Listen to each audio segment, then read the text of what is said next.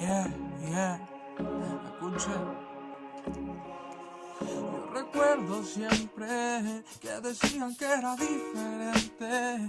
Yo sé que está complicado el ambiente y me intento desahogar, y es que en un minuto siento que lo que pienso no puedo expresar, y que el dolor inmenso que a veces siento no va a cambiar, pero el tiempo da la razón, un cara de paso para atrás. Sé que Dios tiene mi camino asegurado para brillar, y he vivido más de lo que siempre cuento, aunque no pueda demostrar lo que en mi mente quizás pienso. Intento ser inmenso y no puedo decir que yo no miento, porque miento para que la gente no vea mis sentimientos.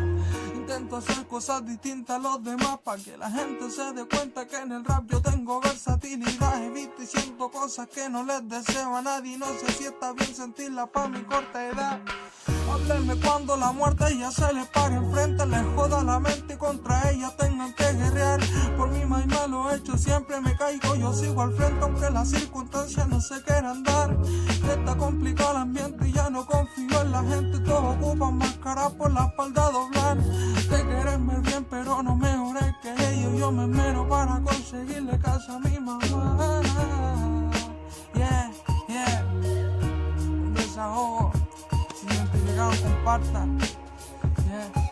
Entonces, chica.